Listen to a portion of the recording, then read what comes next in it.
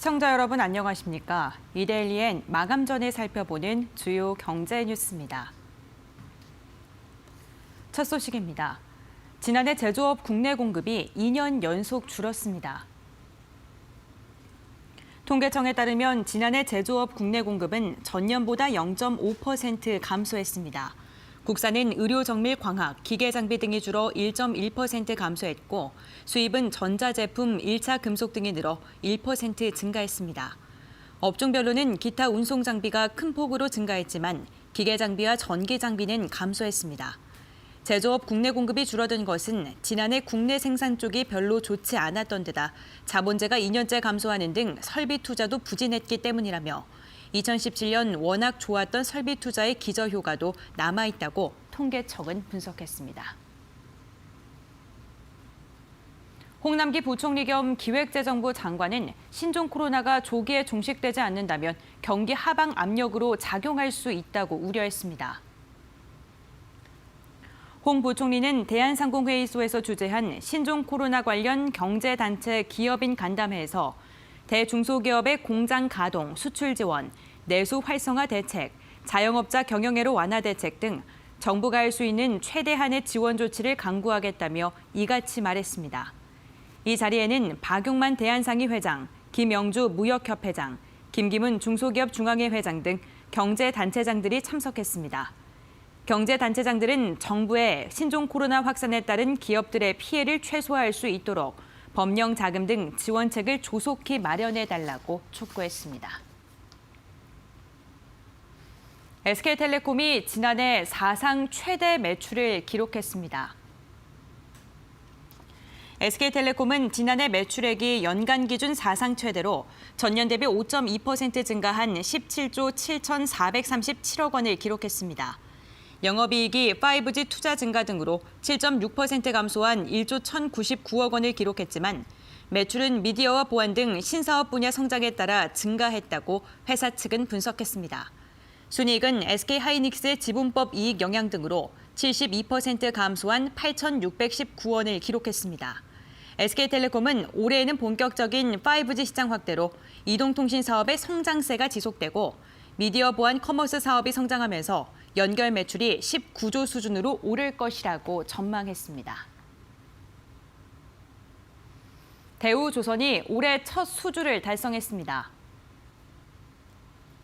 대우조선해양은 현지 시각 6일 노르웨이 크누센사와 셔틀탱커 2척 계약을 체결해 올해 첫 수주를 달성했다고 밝혔습니다. 계약 금액은 3,371억 원 규모이며 선박은 2022년 8월까지 선주 측에 인도할 예정입니다.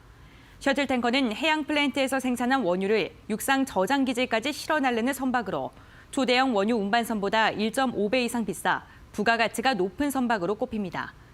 이번에 수주한 선박은 12만 4천 톤급 셔틀탱커로 액화 천연가스 추진 장비와 휘발성 유기화합물 보건 설비를 갖춘 친환경 선박입니다. 회사가 셔틀탱커를 수주한 것은 2011년 이후 9년 만으로 이번 계약에 추가 옵션 물량이 포함돼 있어 향후 추가 수주도 기대하고 있습니다. 이번에 발표되는 갤럭시 S 시리즈가 올해 4천만 대 이상 팔릴 것이라는 전망이 나왔습니다. 카운터포인트 리서치에 따르면 갤럭시 S20 시리즈는 2016년 출시된 갤럭시 S7 시리즈 이후 처음으로 출시 첫 해 출하량이 4천만 대를 넘길 것으로 전망됩니다. 이는 전작과 비교하면 10% 이상 더 많이 팔리는 것입니다.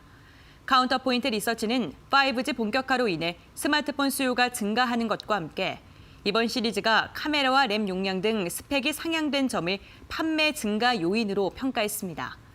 하지만 신종 코로나 바이러스 유행이 판매량의 변수가 될 가능성이 있다고 분석했습니다.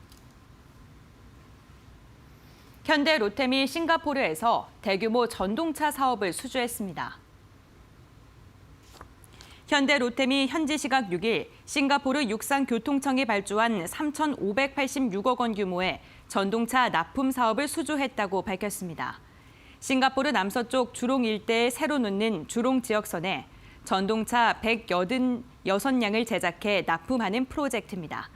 주롱선은 2026년 개통 예정으로 해당 물량은 2024년부터 2027년까지 납품할 계획입니다. 주롱은 싱가포르가 대규모 상업공업지구로 개발하는 지역으로 향후 말레이시아, 싱가포르 고속열차 사업 추진 시 정차역이 건설될 것으로 보입니다. 회사는 이번 사업이 싱가포르에서 첫 전동차 사업 수주라며 캐나다와 프랑스, 일본 등 글로벌 선진 철도 업체와 경쟁해 사업을 따낸 것이어서 기술력과 사업 관리 능력을 인정받아 그 의미가 크다고 강조했습니다.